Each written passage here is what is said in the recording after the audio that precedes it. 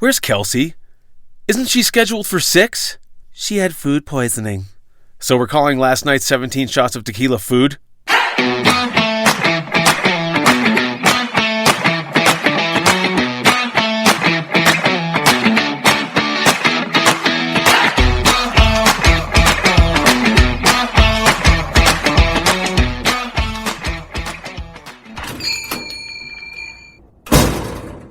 What can I get you?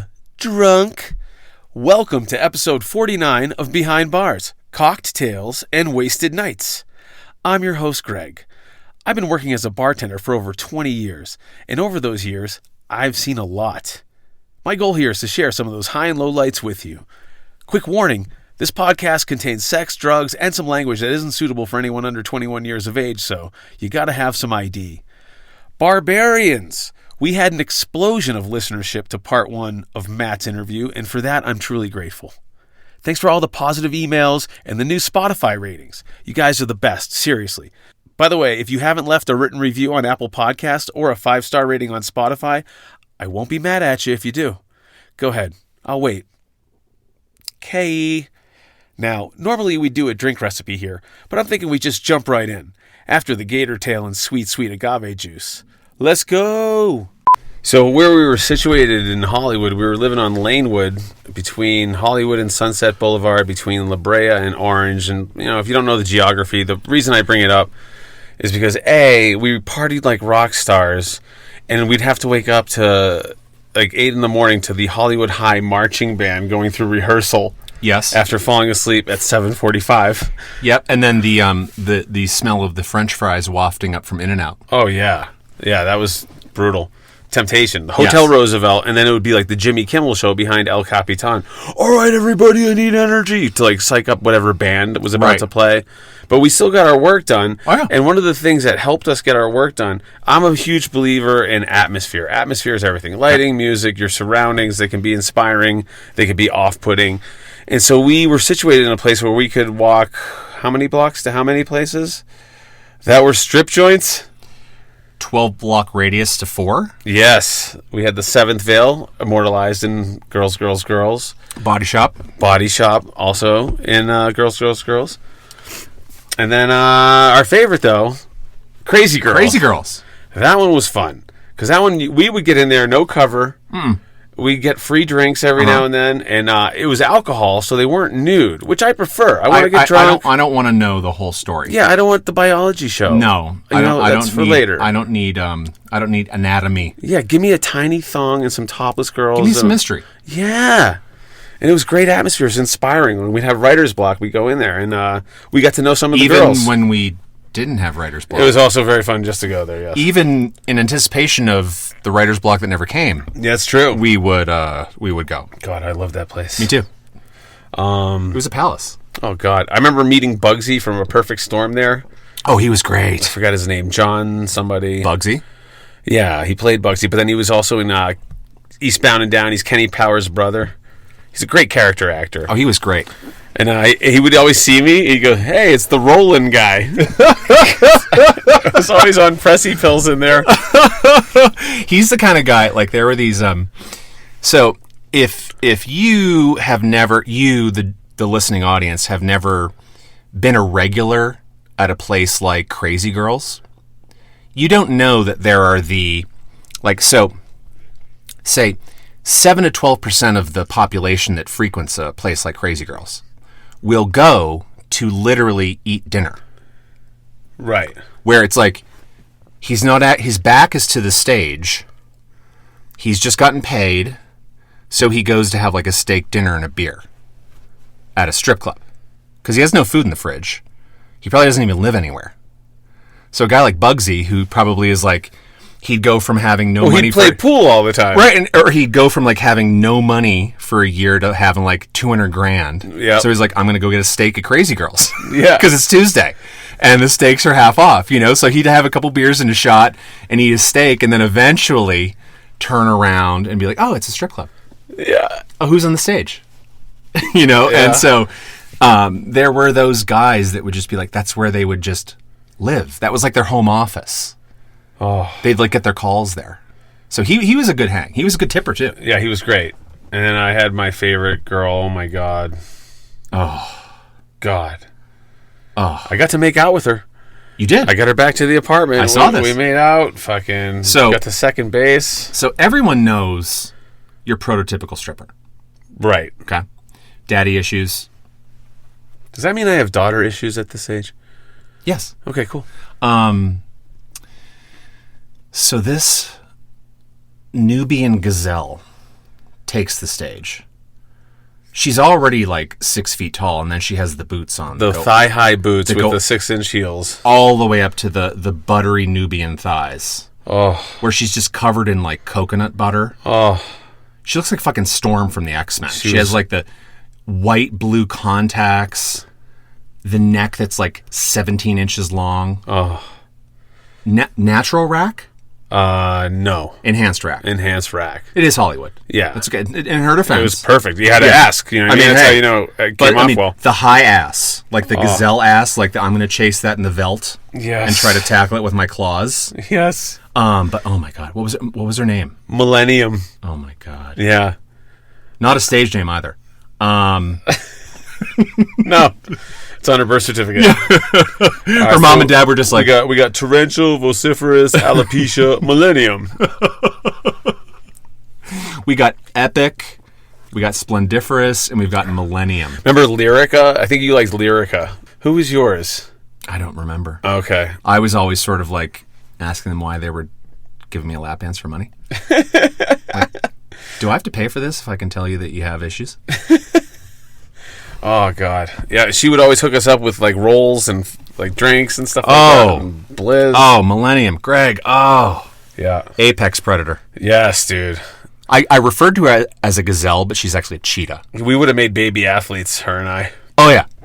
Oh, yeah, like cornerbacks. Yeah. Like, you would have made, like, baby Deion Sanders. Yeah, I would have brought down into a cornerback from, like, a tight end. Well, you would have added some intelligence and wit to the... Oh, yeah, let's hopefully... Yeah, they could talk trash on the field. Oh, yeah. Do you think Deion was not talking trash when he was 100%. covering Jerry Rice? Oh, 100%. Jerry Rice was, like, cold and calculated. Deion's like, I'm going to fucking eat your breakfast.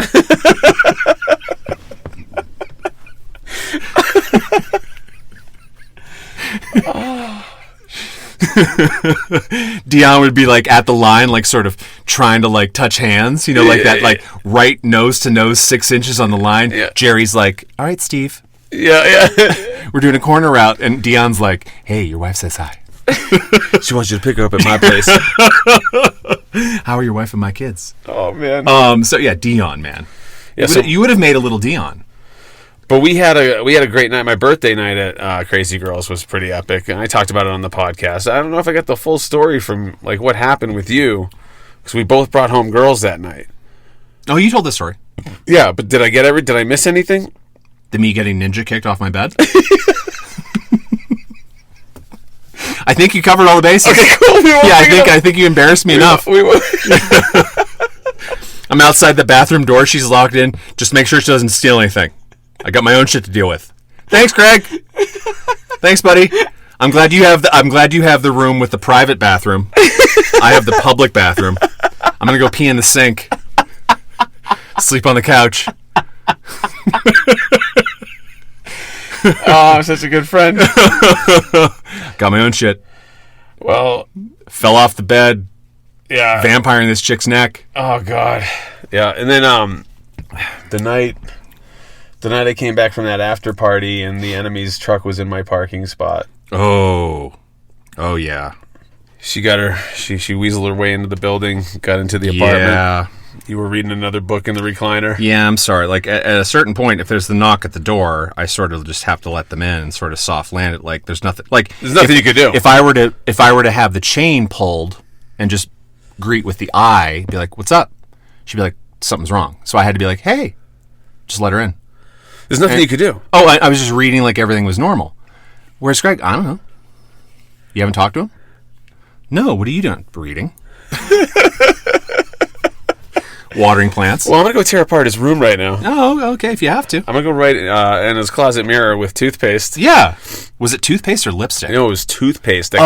When they had Crest had those, like, the crystals, the cleaning crystals. Oh, gosh. Oh, it was so that would take like a lot of sponge work to get that off. That's like an entire bucket of sponge water. It was brutal, dude. Oh. Yeah. What did she write? She's like, you're a cheater. I hope you die. Fuck you.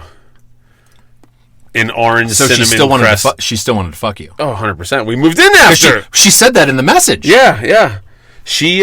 Then you got married, and I had no choice but to move in with her. I'm sorry. That's okay. So we're even.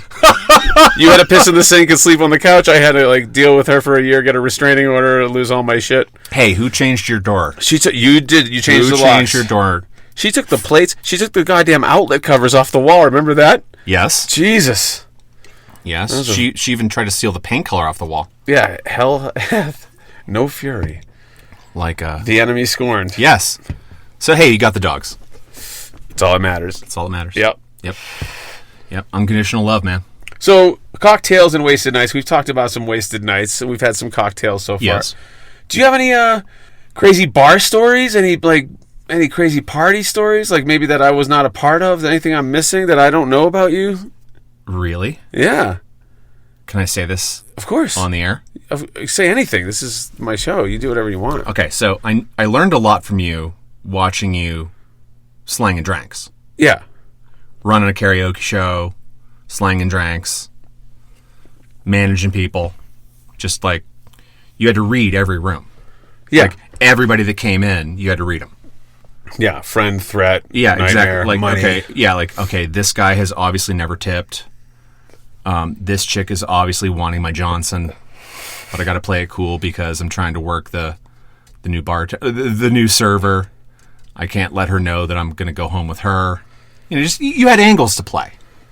It was like you were playing billiards, right? Okay, so I learned a lot from you watching you sling drinks. And so, did I ever tell you the story about the one time I went to the party with the people I worked with at the assisted living facility? No.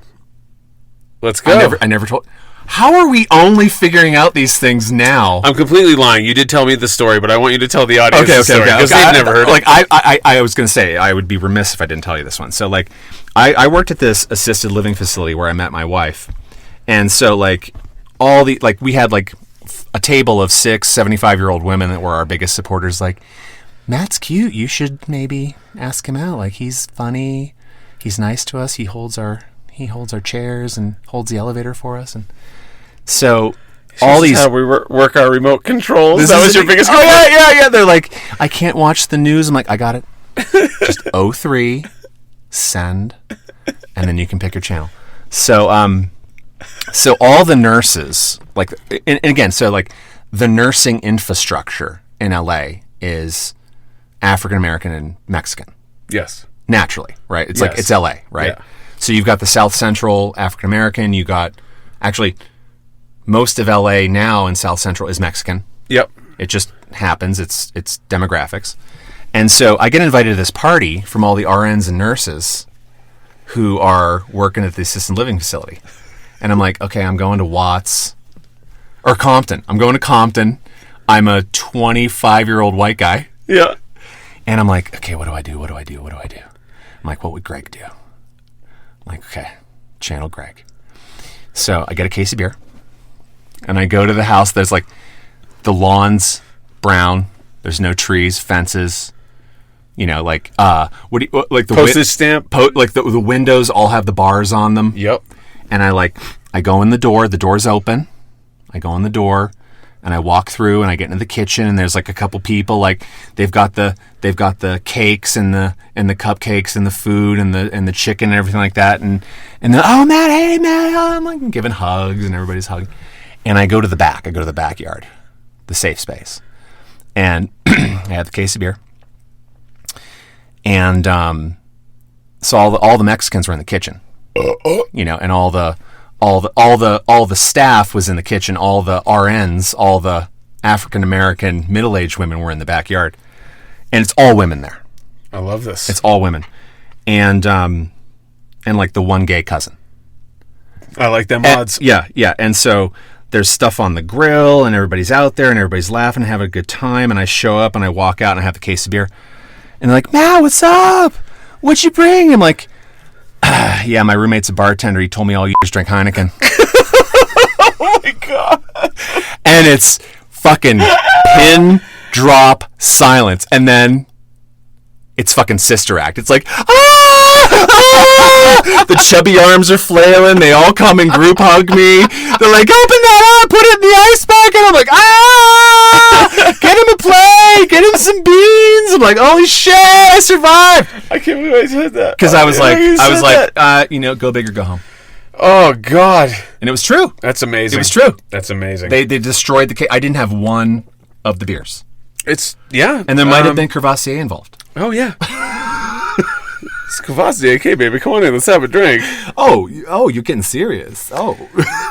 I may not be a doctor or a scientist or whatever. I've been with every kind of woman, from the lowliest bus station skank to the high-class, worldly bus station skank. Now, I might not have a doctorate or a PhD or whatever, but whatever the fuck. I mean, not be a doctor or a scientist. But I have a PhD in the tang. Yeah, there it is.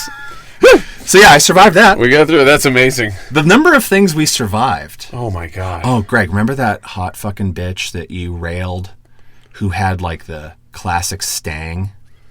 Oh yeah. Holy shit. Fast Cat on the license plate. And then she came back to basically be like, "Are we going to be a thing?" Yeah. And she left her earrings. I'm going to the pool. I'm going to the pool. I'm going to the pool. And what was I returned her earrings. The pool was on the 3rd level? Yeah. Again, Lanewood Pines. I'm like, I'm going to the pool. Yeah, courtyard, open air. And you're like, yeah, so we're not going to be a thing.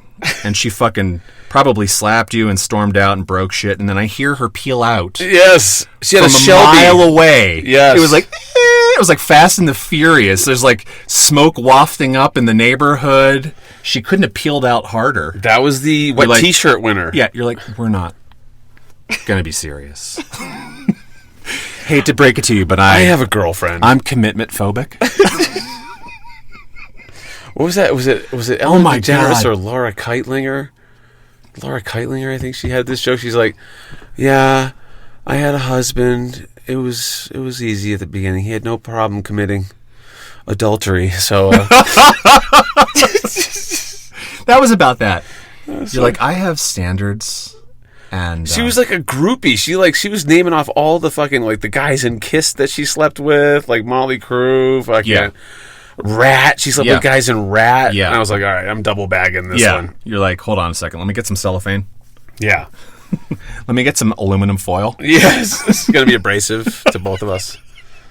But yeah, she was like, I think she was actually thinking that you were going to say yes. Oh, God. Like, did she want you to take you to like, did she want you to take her to like Cheesecake Factory? I don't know, or man. Applebee's or something? Something, dude. Yeah, Can you get me like a? She was a lever behind her. She left her earrings, so I had to return them. Can you get me dessert? Yeah. No, I don't want to be seen with you. Like you're a nighttime.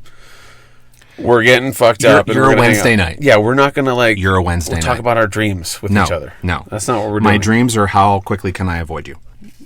Yeah. Oh my God. My dreams are I don't want to have nightmares about you.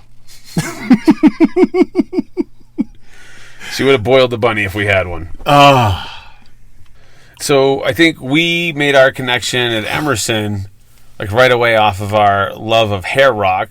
I played you my band, and I remember you going, "Greg, I have a non-sexual crush on you." Yes, that's true. That was your quote. Yes. And then we would just sit there. We'd be the only ones at Emerson because there's a bunch of trench coat wearing guys like Kevin Smith. Like Pulp Fiction's okay, but like the film nerds. But me and you were like, yeah, I believe Look What the Cat Dragged In off the self-titled debut album of Poison is probably their best work. Although they have matured in their sophomore effort, open up and say... The production value of Flesh and Blood was spectacular. And the Richie Kotzen Native Tongue album, he slept with Ricky's wife, but still, it doesn't speak to how great he was as a guitar player, technically. Because even though we went to film school together, we're musicians. Yeah, and neither of us did film. We did radio and, like, TV. We accidentally became screenwriters. Yeah, accidentally. We're musicians who became screenwriters. I'll go with that. Yeah, it's like Pretty Boy Floyd. Oh my God, make Poison look like lumberjacks. I mean, like, talk about four ugly bitches. Yeah. Like, we were hair metal guys. We're landscapers. Yeah. We're fucking, like, we never had any money. No, I would sing behind the lawnmower. Yeah, we're blue collar guys who fucking loved hair metal. Like garage rock. Or not garage rock, arena rock. Arena rock, It's cock rock. You have to have something to look forward to on Friday. Yeah. You're moving at 2 speeds. Slow and stop. Either get your butt in gear or you're out of here. Get it? Move. Yeah. And the guy's like throwing his towel down with his bandana, his long fucking hair. Yep. I need Bret Michaels to sing to me at that point. Fuck yeah, I want to have a good time. I want nothing but a good time. I want action. I want a girl to talk dirty to me. Yes. Good references to Poison. Thank you. In that world of film dorks, Yeah. who were like, I just really want to watch Reservoir Dogs again. I'm like, Citizen Kane is the best. Yeah, I'm like, no. You're saying that. Let's listen to fucking Bon Jovi. Yeah. Okay, best show we saw together. We saw Metal Shop 100,000 times. Yep. Best show. You and I. Yep. MGM Grand.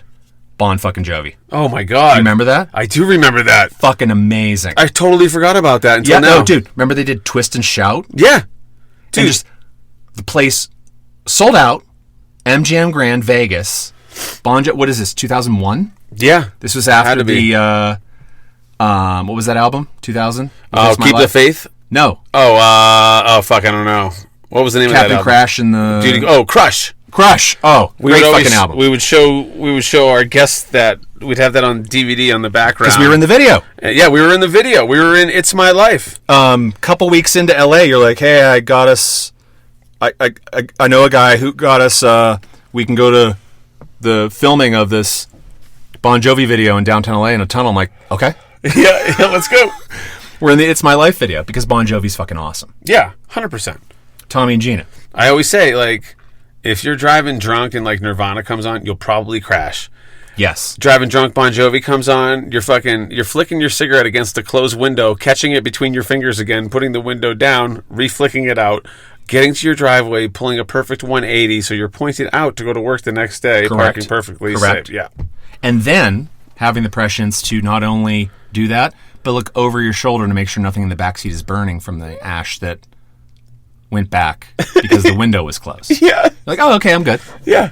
My work outfit from tomorrow is Major safe. scales, happiness, you're getting laid. Oh my gosh, come on. New Jersey, give me a break. Yeah, New Jersey. Yeah, all these kids were like, Tarantino is the... I'm like, you know what? I like Morrissey. I'd rather off yourself. I'd rather watch Beetlejuice for the 117th time. Michael Keaton. Titan of our times. So underrated, dude. Mr. Mom, Beetlejuice, Multiplicity. Birdman. He finally got rewarded for Birdman, but like... Seriously. Multiplicity. He's acting against nothing. He's 4 characters. Yeah. At the same time. And there's no stand... Like, he's in not, 2000. Yeah. There was no... Like, the CGI was like, Michael, you got to act against yourself. Yeah. And since you're yourself, there's nobody there. So yeah. You got to be a split personality. He's amazing. Clean and sober. Yeah. Have you ever seen My Life where he's got the cancer? Of course. Oh, These my are the God. things that I watched when I wasn't watching what they assigned us in film school. Yeah. I'd go to class, they'd turn the lights down, put a movie on, I'd nap. Yeah. Nosferatu, all this shit. Because I was busy laying pipe the night before. Yes. Right? I mean, that's what you do if you're... There are all these girls from all over the country who are just like, my dad never saw me for me. I'm like, I do. I'd like to see more of you. Yeah, I'd like to see all of you. Oh, God, college. But that means I'm not going to be able to stay awake in class tomorrow. To watch The Searchers.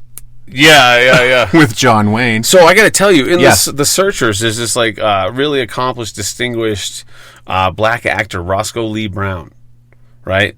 Did you know him? Yeah, he used to come into Dimples, the karaoke bar.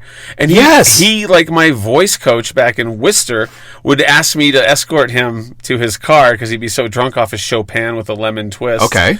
He's like, love, would you please escort me to my vehicle? I'm afraid I could trip on the sidewalk. I'm like, Of course. and Sal's like, Offer walk him to his car, Greg. Offer your arm. Oh, yeah, we hooked arms. Yeah, And then he yeah. fucking grabbed my package. I'm like, Roscoe. He's Yeah. like, and you go, ha, ha, ha, my hand slipped. Oh, for the third time, too. Yeah, this guy is like amazing Shakespearean trained, well-known actor.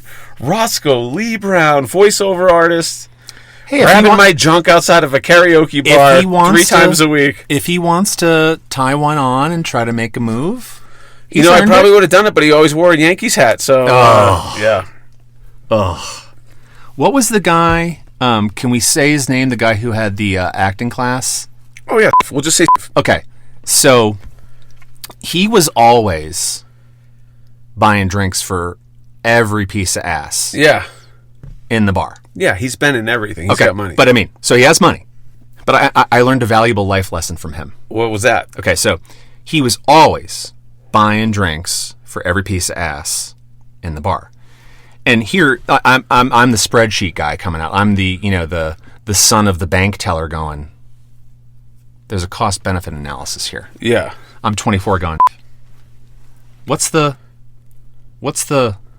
rationale here? And he looks at me and goes, you really want to know, kid? It's like, that's why I asked you. And he goes, if just one of them, because he's like, what, 62 at the time? Yeah. 62, right? Yeah. 65? Shit, he's got to be up there now. Right? Yeah. So he looks at me and goes, if just one of them comes home with me, it's worth every penny. Yeah. And I was like, all right. Yeah. Thanks, man. Yeah, I get it. Because, like, if you're 62 and you have money, why not try to get one of them to come home with you? Yeah, get a 20-something.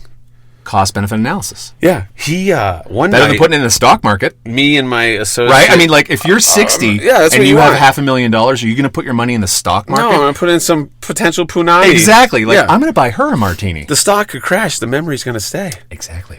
So one night, speaking of, like, I was taking his class and with my... Acting class. Yeah. And then So the guy I bartended with, whose name rhymes with mine... Leg? Yeah. We all went back with a Playboy playmate that was talking to. And we were partying like we do. So it was like 3 dudes, one playmate. We were stepping off, letting him do his thing because this is like momentous occasion. And in the class... He's paying the bill. Yeah. And in the class, what would happen is we would do scenes together one-on-one. There's 2 cameras. Like, so you get the over-the-shoulder and the reaction shot of the other person and the person delivering the line. So you got the 2-camera system. You switch channels and stuff like that. So me and the bartender, like, kind of wink at... And we tell him we're going to leave. What we do is slip into the camera boxes in the booths, and we end up turning on the cameras and recording, and we just left. And the next morning, he had a nice little homemade porno for himself. He was so happy, dude. He's like, wow. So you guys are amazing. Wow. Yep. Yeah, so next time you watch Field of Dreams, just know that happened. You know, I got to say, I'm honored to be in a bed chamber here in which you've had, dozens of hot bitches, and then there's me. Oh, come on, stop it, dude. You've been married. You're married. Yeah. So, but I mean, I'm just trying to do what you would do if you weren't married, which I appreciate, and I'm just glad you did what I did if I was married. Yes, I'm just glad that you had the foresight to know that we had to do this in person so that we could play footsie. Oh, 100%. Because you can't do that if it's virtual. No, you can't do that over Zoom. You can't play footsie. You can't make eye contact. What he's saying, he's making fun of the size of my studio. What do we got? 4x4 in here? You think? 4x4x8. 4x4x. Oh yeah, at the high ceilings. Yeah, that's like 16. It's like 96 square feet in here. My God. Something like, yeah. I got some hypotenuse. I got some hypotenuse. Gee, I'm a tree. Sandy, I hate math, but me plus you equals doing it. We wasted a lot of time in very productive ways. We did, but we also we turned out a lot of product that no one's ever going to see. I disagree. So far. Correct. Yeah. We've got a little, I've alluded to it on the podcast. It is like something on the back burner, and Matt is my partner in that project that's on the back burner. So just stay tuned for that. That's all I'm going to tell you. Coming to the front burner? It's coming to the front burner. It's going to be pretty amazing. And all I'm going to tell you without giving it away is both of us, like, despite all of our debauchery together, we would, for our downtime, just shut off the lights, sit on the couch in the recliner, and listen to 50s radio dramas. Oh, yeah, 50s and 60s. Gunsmoke. X-1. Gene Shepherd. Box the Whistler, 13. The Whistler. Mr. and Mrs. North. Oh. Yeah. So that stuff is so good. Stuff's amazing. Chesterfields. Yeah. For that clean smoke. Yeah, Chesterfields are good for me. That's what my doctor said. All right, so we told them about how we love radio drama. Should we just tell them what we're doing? Yes. Well, you had asked earlier, you had asked about my favorite script of ours, and I led with the big fallacy, which was we lost our virginity to that together. Great script. But fucking hilarious. The second one Yep. was Kid Amazing. Kid Amazing. It's definitely amazing. Bringing our raunchy megalomaniacal twist to the standard American superhero story. Right. And that was a product of like you being a comic book person and then me interning at Mark Platt and Spider-Man had just come out. And you being a degenerate. Yep. And so they're like, oh, let's find the next superhero. Greg, go through all these rare comic books and figure out who could be a movie. And I'm like, I'm reading it and it all had the same stuff. Like, oh, okay. I had this accident as a kid. I got these powers. Radioactivity. I lost a parent, and now I got to fight crime, but I'm going to do it in a costume. And my whole thing was like, if I had superpowers and I could save the world, if I save a school bus teetering on a bridge, I want to get blown that night. You should. I want drinks bought for me. You should. I want people to line out fucking rails for me. Yes. I want to get laid. Yes. That's what I want. I'm not going to do it privately and secretly. Natural reaction. You're not going to like not have any money being a superhero. Yeah. And so we wrote this amazing script, Kid Amazing, and it was great. We got a lot of great meetings. That's how we got Sophie and the Dream Bandits. Okay, that's how we probably got represented. That's how we got our representation. That's how we got the meeting. The problem with it being sold was that there was a project going around called Tonight He Comes at the time. Oh, that's right. And that was Will Smith attached, which eventually became Hancock. Right. So we came up with a story about this derelict, degenerate superhero before Hancock even came out, before we even saw any of the source material. Totally. And that was already attached with Will Smith, so obviously they couldn't make our movie. Right. Because of that. Right. But even though we had a better villain. We had a better villain. We had... better concept. Yeah, and so we wrote this script. It's basically an alcoholic ex-superhero has to get back in shape and save the world again because there's a new type of evil that has been unleashed on the world. Correct. Okay.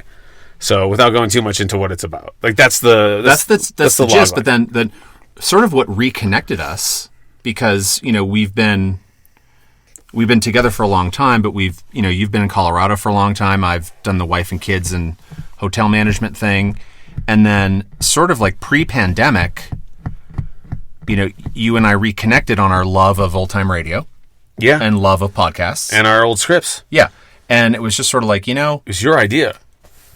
Well, because in the sort of post-game analysis of what always sort of held us back was we would put the black and white down. We put the words on the paper, and then we'd email it to people or like ship it to people. And like, so they'd be there in their own office or their own home and sort of like making up their own voices in their own heads of what that sounded like, but it was never us, because we would write extemporaneously. It was like we would just talk. Right, that's how we would do it. We aren't really screenwriters. We're like transcribers of our conversations. Yeah, because like, and you know what? If you ever date a writer, and they say, "Oh, it's not me. I'm just like making this up." Fuck off. Yeah. Yeah. It's like you're just trying to work through your own shit.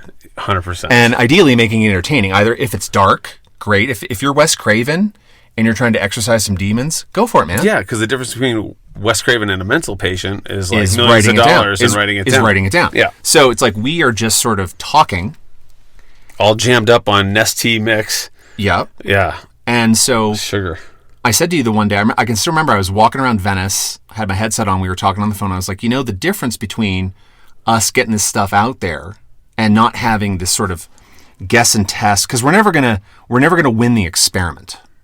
We're never gonna win the I read this and it was good. We have to tell people the story.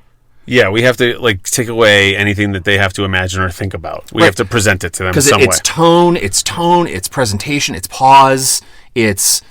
I mean, you're a comedian. You realize you have to let jokes breathe. Yeah, you have to like work the room. So we would work the room and just type it on the computer and make ourselves laugh all fucking day. That's the point, because you write what you want to read, or you write what you want to see. Write what you want to see. And so I just said to you on the phone one day, I was like, "What if we were to voice these characters ourselves?" And you're like, "A podcast?"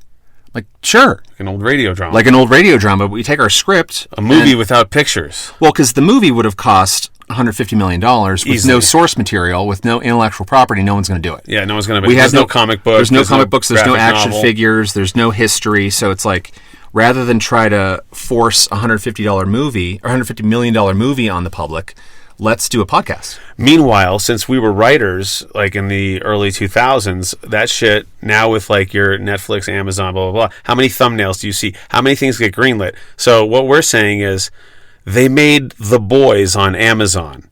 Original superheroes, but this was like what we were doing in 2002, and everyone was saying no, and then finally in 2000, whenever that came out, people were saying yes. So now is the time to strike while the iron is hot. Yeah, I'm in Rhode Island. I don't have a car or a job. I'm staying with my brother. I've got nothing to do, and then Matt calls me with this idea. Well, at the time you were, again, pandemic was locking us all down. Yep. I was in Three Rivers, as opposed to Santa Monica. You were in Colorado, and I was like, Greg, just fucking go to Jeff's. In Rhode Island. Go to Rhode Island with our dogs and guns. Yep. The shit's going to get nasty. You want to have food. You want to know. You're with your nieces and nephews, right? Yep. It's like dogs, guns, family. That's where you should be. Yep. And you started writing. You started transforming the script into episodic podcasting. Yeah, I was like, how's this going to work if it's not like the movie you're watching and it's audio? So we took the idea of this derelict superhero has to get back in shape and save the world again, took our characters, and we just reformed them into a BBC documentary. Well, a radio documentary. Don't jump ahead. You had the idea of, because you are steeped in this, you were like, we need a format. The format could not just be the telling of the story. No. The format needed to be, you turned it into a news program. Right. You turned the superhero narrative into, what if an interviewer was interviewing them? Doing a docuseries. For posterity. Yes. And that was the way in. Because we needed access to their thoughts. You needed access. You needed unfettered access. You needed a recording of what was going on. Yeah. And that was the inception of the podcast, which you wrote 10 episodes of? Yep. We've got a season ready to go. We got stuff recorded that's really good. Yeah, we got a 1 hour premiere episode already done, and we're gonna work on getting the half-hour episodes going after that. So, folks, it's coming. Just hang in there. Look out for Kid Amazing. If you like us, that's okay. You don't have to tell anyone. We just ask you to subscribe and download and share it with your friends when it's out. Exactly, and I'll keep the audience apprised on Cocktails and Wasted Nights.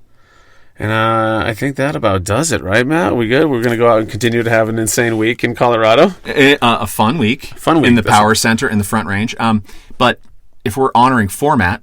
Yes. Doesn't there need to be a drink recipe? Oh, yeah. I usually do that at the front of the show, but we can do that now.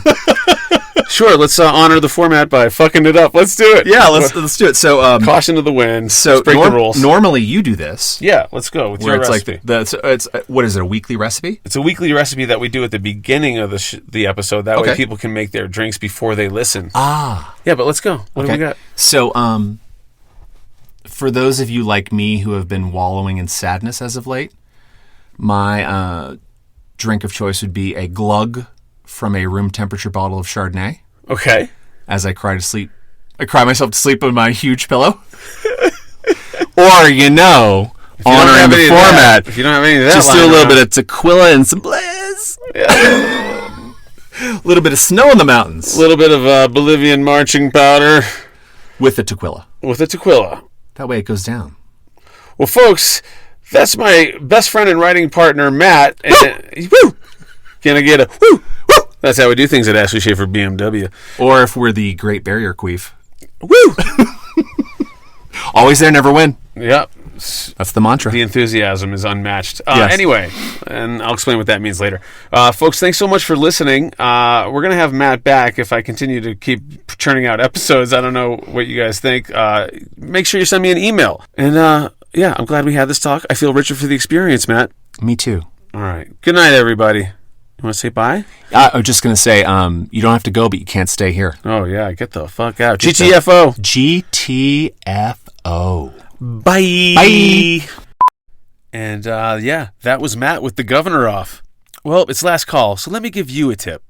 If your friend is an obnoxious drunk, it doesn't matter if you're maintaining, because you are now an asshole by association, and the only way to win back favor is to remove them from the establishment. Period.